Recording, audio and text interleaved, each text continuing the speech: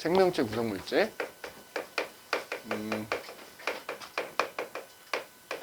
그러니까 모든 이제 뒤에 가서 세포에 대해서 또 얘기하겠지만 모든 생명체는 뭐 단세포 생물부터 우리 사람과 같은 다세포 생물까지 무조건 이름에도 나와 있듯이 세포로 이루어져 있단 말이에요. 그지? 근데 그 세포라고 하는 것도 결국에는 어떤 물질들이 모여서 세포가 만들어진 거거든. 그래서 생명체를 구성하는 물질이 뭐가 있냐? 생명체를 구성하는 물질. 세포로 이루어져 있고 세포들도 결국엔 지금 이제 얘기하는 물질들이 모여서 세포가 만들어진 건데 일단 가장 많은 부분을 차지하는 건 뭐냐면 물이야, 물. 비율로 따지면 우리가 전체를 100%라고 했을 때 지금 그러니까 선생님이 지금 53페이지에 있는 얘기를 먼저 좀 언급을 하고 그 다음에 52페이지를 이어서 얘기를 할 건데 물이 가장 많은 비율을 차지하죠. 지금 물 보면은 대략 얼마? 한 70. 근데 이게 부위에 따라 조금 다르기는 한데 뭐 예를 들어서 간이잖아. 사람의 간은 거의 뭐 80몇 프로가 물이야. 근데 어쨌든 가장 많은 비율을 차지한다는 거야. 그 다음에 뭐 거기 우리 이제 교재 70%라고 돼 있으니까 이 퍼센테이지가 좀 다르게 나올 수 있어. 뭐 66% 나올 수도 있고 70% 나올 수도 있고 뭐 80 몇 프로 나올 수도 있다만, 그지? 하여튼 뭐 약 70%라고 하자. 약 70%.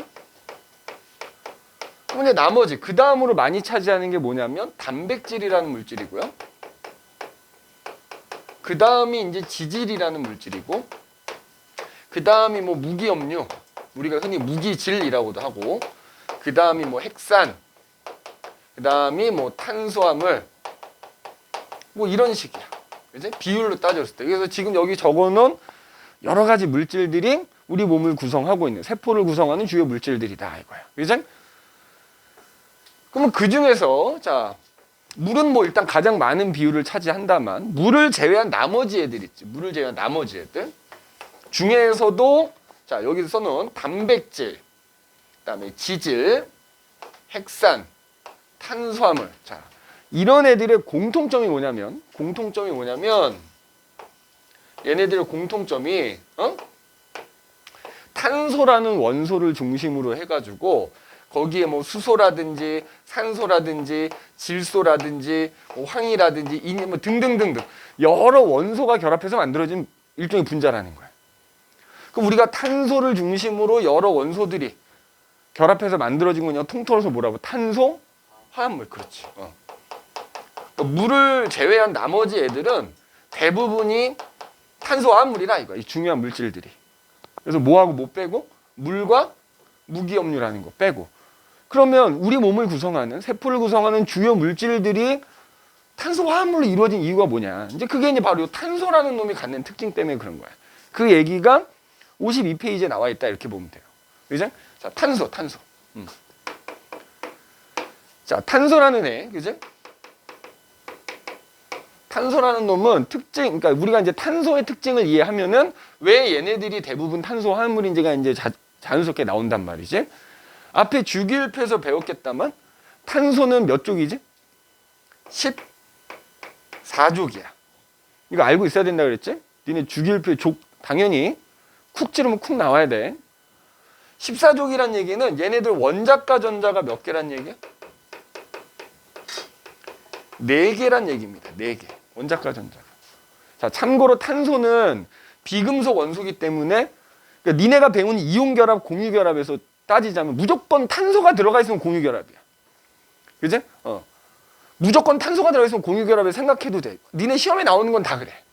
니네 시험에 나오는 것 중에 탄소가 들어가 있다 무조건 공유결합. 문 아니지만 대부분, 그지? 뭐 탄산칼슘 이런 거 있잖아. 그지? 거의 대부분이 공유결합이라 생각해. 이거 같은 공유결합하는 애니까 원자과 전자가 4개란 얘기는 뭐지? 4개의 전자를 다른 애랑 공유해서 결합할 수 있는 거야. 그러니까 내가 4개를 한 놈한테 몰빵도 하고 여러 놈한테 할 수 있다고 했잖아. 만약에 한 개씩 다른 애한테 공유해 준다 그러면 최대 몇 개랑 결합할 수 있어? 첫 번째. 그지? 요것 때문에 최대 몇 개랑 결합할 수 있다? 최대 다른 원자 4개의 원자와 공유 결합할 수 있다고.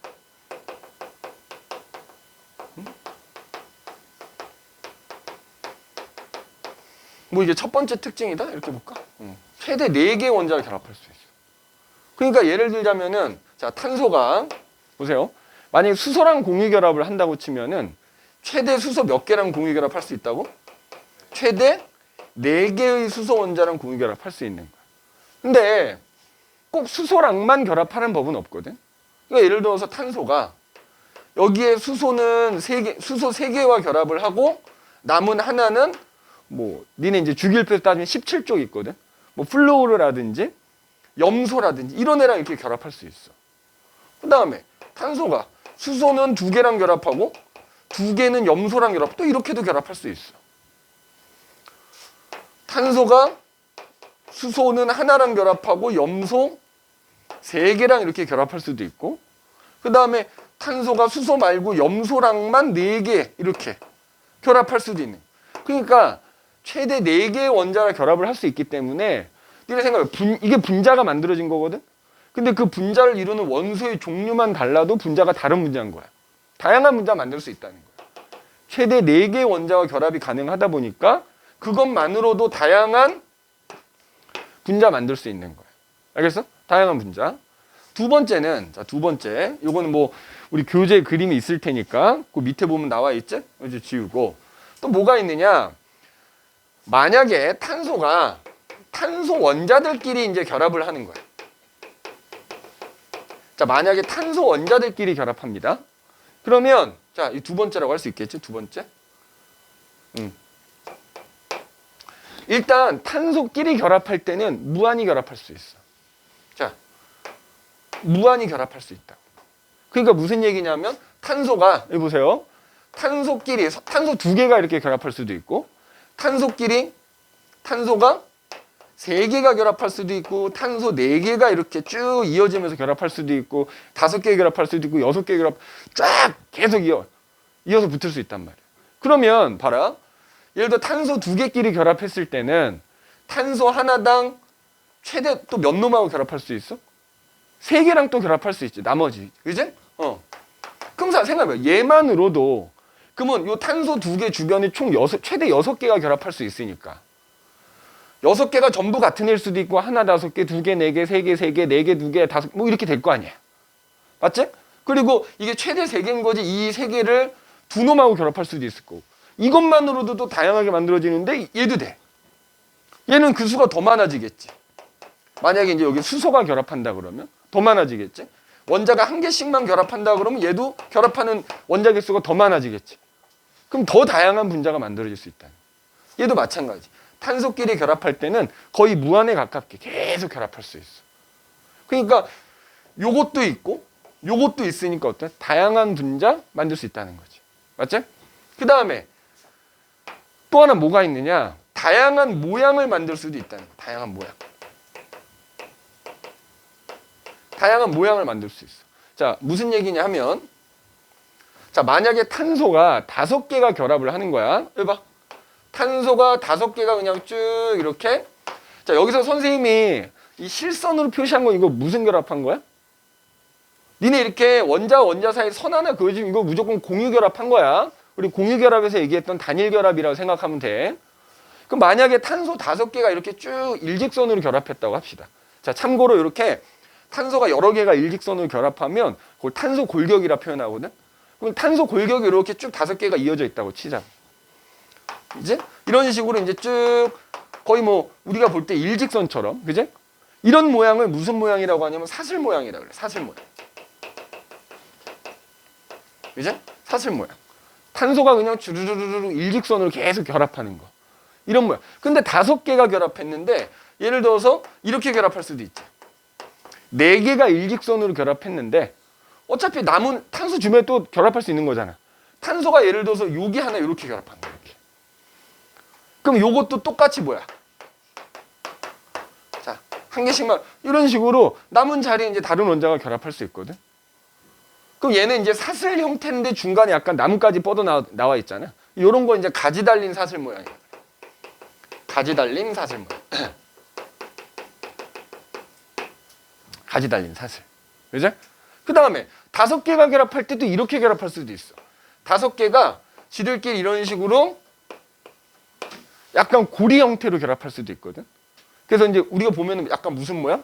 탄소 골격이 오각형 모양을 띠죠. 그럼 이때는 이제 각각의 탄소 옆에 최대 2개가 더 결합할 수 있거든, 이렇게. 그럼 여기에 또 다른 탄소가 결합해서 또 이어질 수도 있고. 그지? 무궁무진한 거야. 자, 이런 거 고리 모양이다. 그래서 이와 같이 다양한 모양을 만들 수 있기 때문에 또 그 모양에 탄소가 똑같이 5개가 결합했다 하더라도 모양이 다르면 구조가 다른 거고 그러면 다른 종류의 분자인 거야. 그러니까 결국 종합하면 이런 특징 때문에 일단 뭐가 가능하다? 다양한 분자가 만들어질 수 있지, 그죠? 탄소가 갖고 있는 이런 특징 때문에 다양한 분자가 만들어질 수 있고요. 또 하나는 아까 탄소가 이제 여러 개가 결합한다 그랬잖아. 쭉 결합해서 다른 이제 뭐 수소가 예를 들어 결합했어. 그 구조가 굉장히 안정적이야. 그러다 보니까 결국엔 탄소는 또 여러 개가 계속 결합할 수 있으니까 굉장히 크고 복잡한 분자를 만드는데 유리한 거지. 왜냐하면 결합했을 때 그 구조가 되게 안정한 거야. 분자가 잘 깨지지 않고 잘 유지가 되겠지. 큰 분자, 복잡한 분자 만들기에 굉장히 유리하다고. 근데 여기 보면은 이런 단백질이니 뭐 핵산이니 탄수화물 이런 거 사실 따지면 굉장히 큰 분자거든. 복잡한 분자란 말이야. 그러니까 결국에는 탄소가 이런 특징을 갖고 있기 때문에 우리 생명체를 구성하는 주요 물질들이 결국 그렇게 탄소를 기반으로 해서 여러 원자들이 결합해서 만들어진 탄수화물로 이루어진 거다 이 말이야. 알겠니? 탄수화물로 이루어진 거다. 이렇게 생각을 해주시면 돼요. 그래서 52페이지에 보시면은 그 다음에 또 하나가 있다. 여기에 이제 하나 빼먹은 게 뭐가 있냐면은 다양한 결합도 가능하다는 거. 무슨 얘기냐면 탄소가 예를 들어서 2개가 결합을 하는 거야. 2개가 결합을 하는데 얘네가 단일 결합을 할 수도 있어. 근데 얘네가 지들끼리 이중 결합도 할 수 있는 거야. 지들끼리 삼중 결합도 할 수 있어. 2개가 똑같이 결합하는데. 그럼 만약에 탄소끼리 단일 결합을 하면은 각각의 탄소 옆에 최대 3개가 결합할 수 있고, 만약에 탄소끼리 이중 결합을 했다 그러면 각각의 탄소 옆에 2개가 더 최대 결합할 수 있고, 그러니까 또 탄소끼리 결합할 때 같은 개수의 탄소가 결합하더라도 걔네들이 단일 결합도 할 수 있고, 이중 결합도 할 수 있고, 삼중 결합도 할 수 있고. 그러다 보니까 그러니까 이것도 마찬가지로 어때? 구조가 달라지겠지? 어떤 원자가 결합하느냐, 같은 원자가 결합하더라도 구조가 다르면 다른 분자니까 결국 요거까지 포함을 해서 다양한 분자 만들 수 있고, 그 다음에 특히 크고 복잡한 분자를 만드는데 굉장히 유리한 특징을 가지고 있기 때문에 우리 생명체를 구성하는 주요 물질들이 굉장히 크고 복잡한 분자들인데 그래서 걔네들이 주로 탄수화물로 돼 있는 거다. 이렇게 이해를 해주시면 되겠다 이 말이야. 알겠니? 그렇게 봐주시면 되겠고, 자 그러면은 이제 본격적으로 이제 얘네들에 대해서 이제 얘기를 한번 해보도록 합시다. 얘네들에 대해서. 자, 첫 번째는 이제 우리 교재에는 없는데 물 있어, 물. 그지? 물. 자, 우리 몸 혹은 세포의 대부분을 차지하는 게 이제 물이라 그랬지? 자, 그럼 물이 갖고 있는 특징만 알면 되는 거야. 자, 일단 물은 무슨 결합 물질이야? 공유결합 물질이 H2O니까 공유결합 물질이야. 맞지? 공유결합 물질. H2O. 자, 우리 물이 갖고 있는 특징. 알다시피 니네 물은 뭐가 높냐면, 얘 봐봐. 비열하고 기화열이 크다 이렇게 얘기하거든. 물이라고 하는 것 자체가 비열과 기화열이 크다 이렇게 얘기해. 그럼 비열하고 기화열이 크다는 건 뭐야?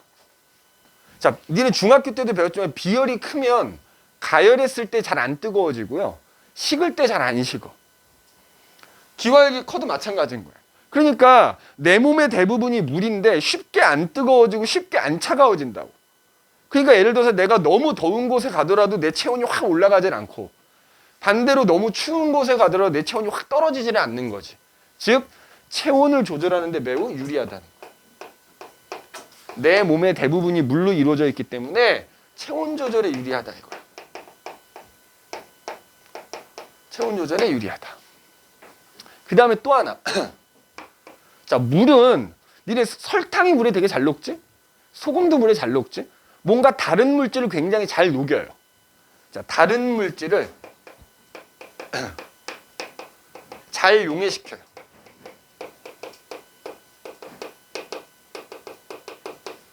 뭐 다른 말로 이제 극성 용매다 이렇게 표현하거든. 극성 용매.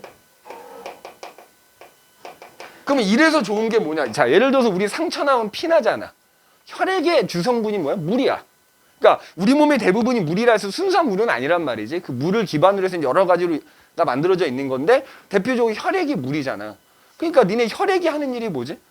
내가 먹은 음식에서 흡수한 영양소들을 구석구석까지 운반해주는 역할을 하잖아. 그러니까 만약에 그 혈액의 주성분이 물이니까 그 물에 어떤 물질들이 잘 안 녹는다 그러면 운반하기 어렵지. 그러니까 이러다 보니까 어떤 물질을 우리 몸 안에서 물질을 운반하는데 굉장히 이제 유리한 측면이 있는 거야. 그죠? 잘 녹으니까. 운반하는데 아주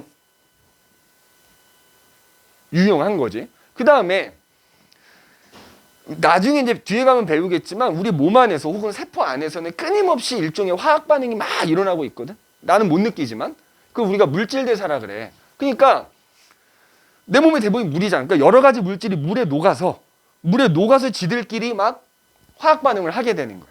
그래서 그 어떤 물질 대사를 하는 물질 대사의 어떤 매개 역할을 한다 이렇게 얘기해.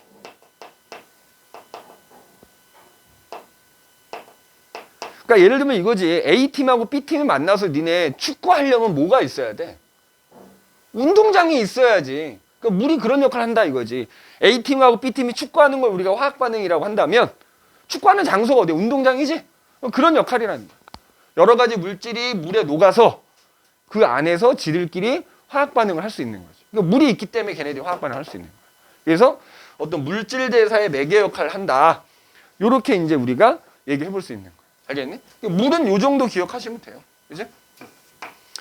그리고 뭐 종종 얘기하겠지만 우리가 배우는 물은 순수한 물입니다. 증류수라 그래. 증류수. 우리가 집에서 먹는 수돗물하고는 좀 다른 거지. 근데 수돗물은 전기 통하거든.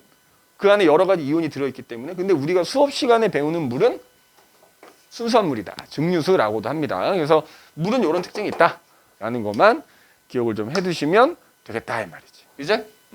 자, 그러면 이제 두 번째 얘네들부터 얘기를 할 텐데, 잘 봐. 이제 물을 제외한 나머지 애들 얘기를 할 텐데, 아까도 얘기했지만 특히 얘네들 단백질, 지질, 핵산, 탄수화물은 다 기본적으로 뭐라고? 탄소, 화합물이다. 탄소를 기반으로 해서 수소, 산소, 질소, 뭐 황인 이런 원자들이 이제 다양하게 결합해서 만들어진 물질인 건데 그 중에서도 특히 자 얘네들 단백질하고 그 다음에 핵산하고 탄수화물은 아까도 얘기했지만 이제 이 탄수화물이 탄소의 특징이 굉장히 크고 복잡한 분자 만들기에 유리하다 그랬잖아. 얘네들 굳이 다른 말로 표현하자면 굉장히 큰 분자, 고분자 화합물이야. 혹은 아마 너희 이제 학교에서 중합체라고 나올 수도 있어요. 중합체. 그럼 이게 뭐냐면은 작은 분자들이 여러 개가 결합해서 만들어진 큰 분자야. 그래서 얘네들은 뭐가 있냐면 단위체라는 게 있어요. 단위체. 얘네들의 단위체. 자, 단위체가 어떻게 되냐면 그러니까 이 단위체라고 하는 작은 분자들이 결합해서 단백질이 되고 핵산이 되고 탄수화물이 되는 거라고. 자, 예를 들어서 단백질 같은 경우에는 아미노산이라는 단위체들이 여러 개가 결합해서 단백질이 되는 거예요. 자, 그 다음에 핵산의 경우에는 뉴클레오타이드라고 하는 단위체들이 결합해서 이제 핵산이라고 하는 큰 분자가 되는 거예요. 그 다음에 탄수화물은 종류가 굉장히 다양한데, 자, 탄수화물 중에서도 우리가 다당류라고 하는 게 있거든. 다당류. 탄수화물 중에서. 그럼 탄수화물 중에서 다당류가 고분자 화합물이거든. 그럼 얘네들은 단당류라고 하는 특히 이제 단당류 중에서도 포도당이라고 하는 애가 있어. 그래서 포도당이라는 애가 수백 수천 개가 결합하면 다당류라는 탄수화물이 되는 거야. 그래서 자, 얘네 셋은 일종의 고분자 화합물 중합체다. 중합체라는 건 뭐다? 이런 단위체라고 하는 애들이 여러 개가 결합해서 만들어진 큰 분자라는 뜻이다 이거야. 알겠니? 그럼 여기서 누구는 아니다? 니네 가끔 보기에 이렇게 물어봐. 지질 있지, 지질. 지질은 고분자 화합물이다. 맞는 말이야, 틀린 말이야? 틀린 말입니다. 알겠니? 지질은 고분자 화합물은 아닌 거야. 조심하쇼. 알겠니? 누구는 아니라고? 지질은 고분자 화합물이 아니다. 이렇게. 화합물이 아니다. 이렇게 봐주시면 됩니다. 알겠니? 지질은 고분자 화합물 아니다. 무기 염료는 탄소화물도 아니에요? 그렇지, 아니지. 그냥 말 그대로 무기 염료는 우리 니네 앞에 그냥 하나의 이온이라고 생각하면 돼. 뭐 칼슘 이온, 철 이온 이런 것들 있지. 그냥 그런 이온이야, 이온. 그러니까 이건 화합물이라고 할 수도 없는 거지. 그냥 일종의 이온이다 이렇게 생각하시면 됩니다.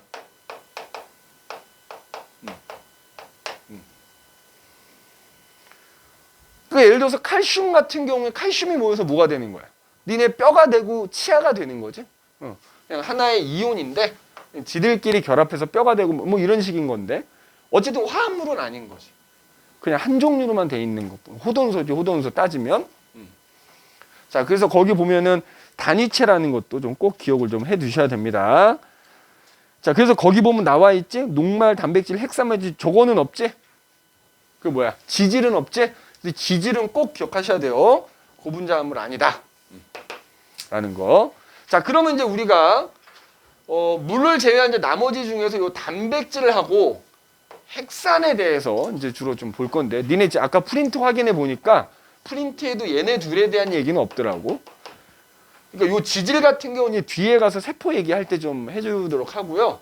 그래서 요거 보도록 할게요. 알겠지?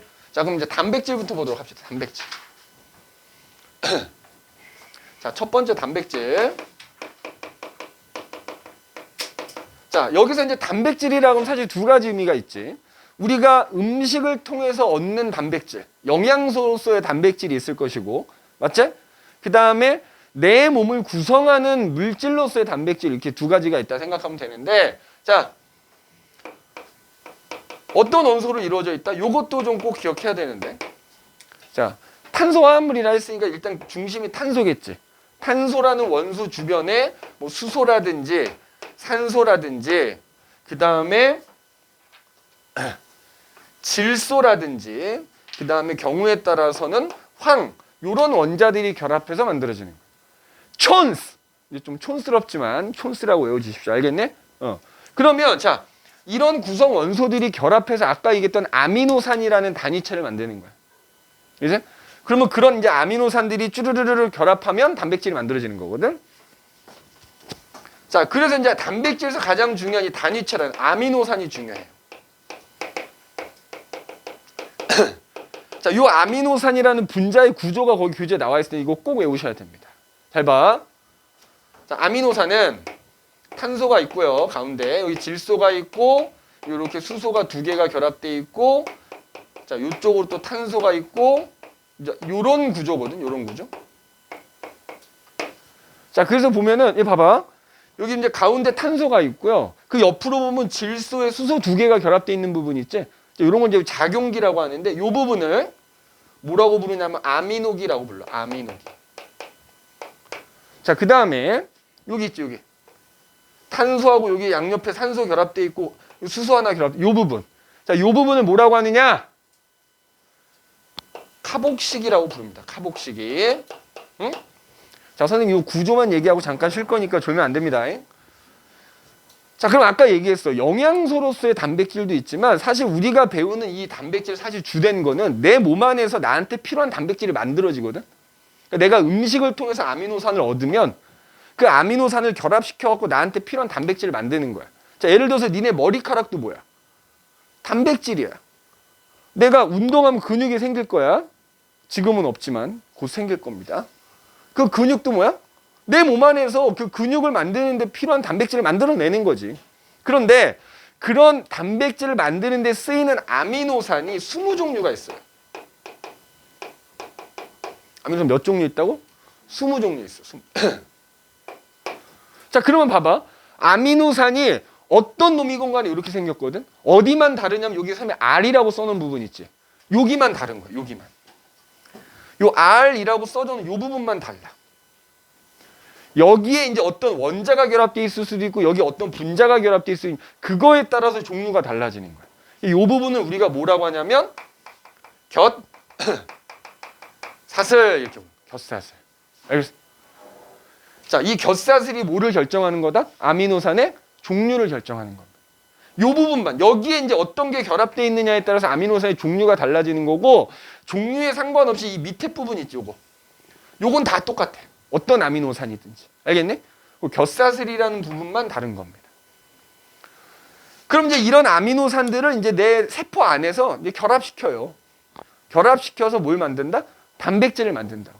그러면 그 아미노산이 이제 결합되는 거에 대한 얘기는 잠깐 쉬었다 할게요. 지금 뭐 졸리는 사람도 있으니까 잠깐 쉬었다가 그러니까 54페이지 얘기 이어서 하도록 할게.